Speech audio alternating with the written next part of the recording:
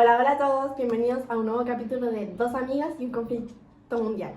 El podcast donde dos amigas se enfrentarán al conflicto más largo y tenso del siglo XX, la Guerra Fría. Intentaremos no pelearnos entre nosotras. Sí, prometemos mantener la calma y paz, pero con la Guerra Fría lo veo difícil.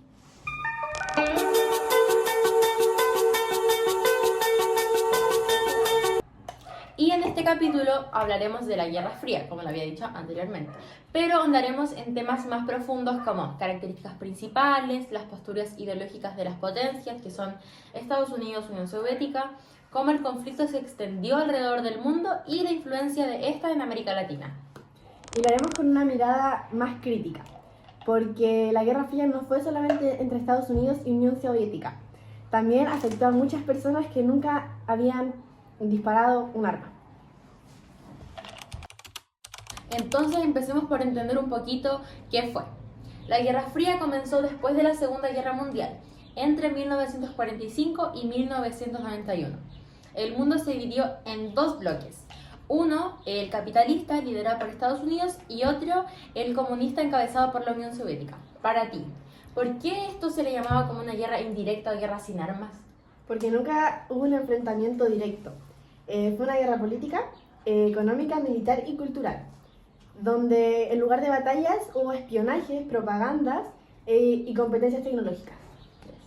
Como dice el historiador Eric Hobsbawm, fue una guerra sin contacto, pero que dejó consecuencias globales. Exacto, y también tuvo una carrera armamentista, con creación de armas nucleares que mantenían al mundo al borde del miedo. Lo peor es que la gente vivía con miedo todo el tiempo, lo que les cambió la perspectiva de cómo ver la seguridad, la política y hasta la educación.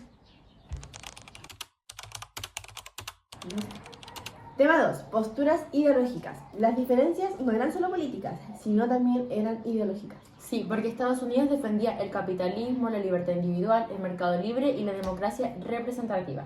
En cambio, la Unión Soviética impulsaba el comunismo con una economía planificada por el Estado y una sociedad sin clase, impulsada por las ideas de Marx y Lenin.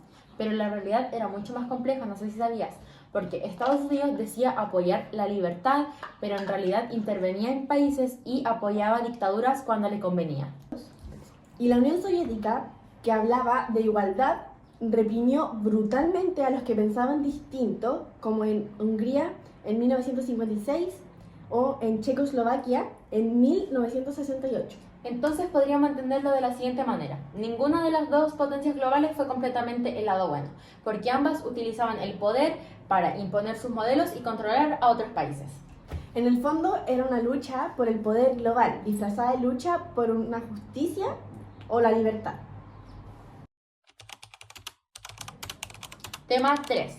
La guerra alrededor del mundo. Lo que más me impacta de este tema es cómo la rivalidad entre estas dos potencias se extendió por todo el mundo. Sí, en Asia, por ejemplo, se dio la Guerra de Corea entre 1950 y 1953, que terminó dividiendo al país en dos, en Corea del Norte comunista y Corea del Sur capitalista. Sí, también estuvo la guerra de Vietnam, en donde Estados Unidos intervino para frenar el comunismo, lo que conllevó a que millones de vietnamitas murieran. Luego, este se convirtió en un gobierno comunista. En África también hubo conflictos influenciados por la Guerra Fría en Angola y Congo. Las potencias apoyaban a bandos distintos. Y no nos olvidemos de la carrera espacial. La Unión Soviética lanzó el Sputnik en 1957 y Estados Unidos llegó a la Luna en 1969. Esto era una forma simbólica de demostrar quién tenía la supremacía de tecnología. En resumen, la Guerra Fría fue global.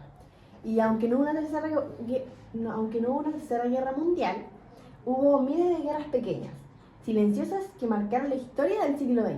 ¿Qué les parece esto? Bloque 4. Influencia en América Latina. América Latina fue uno de los escenarios más afectados en esta Guerra Fría, ¿verdad? Sí, porque Estados Unidos veía la región como su patio trasero y temía que el comunismo se expandiera.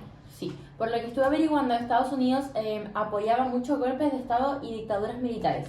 Un claro ejemplo fue lo que sucedió aquí en Chile en 1973 con el derrocamiento de Salvador Allende y el comienzo de la dictadura de Augusto Pinochet. También está Nicaragua, con la Revolución Sandinista. O Guatemala en 1954, cuando Estados Unidos intervino por un miedo a un gobierno de izquierda. Y por supuesto no nos olvidemos de Cuba, que fue el epicentro de la tensión. Tras la revolución de 1959, Fidel Castro se alía con la Unión Soviética, lo que lleva a la crisis de los misiles en 1962. Este se vive o se comenta como el momento más peligroso de la Guerra Fría. Sí, todo esto demuestra cómo la lucha entre capitalismo y comunismo se vivió en nuestra región con violencia, represión y pérdida de derechos. Pero también despertó movimientos sociales, reformas, una conciencia política mucho más crítica. Se vive como una época con mucho miedo, pero también una época de transformaciones. Ya. Si lo pensamos bien, la Guerra Fría fue más que una competencia entre países. Fue un espejo de cómo el poder puede dividir al mundo entero. Sí, toda la razón.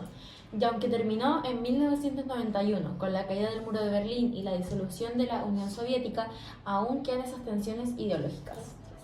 Ya hasta aquí el capítulo de hoy. Muchas gracias por acompañarnos en Dos Amigas, un conflicto mundial, donde demostramos que se puede hablar de historia sin declararse la guerra. Así que hasta la próxima y recuerden que la historia también se escucha.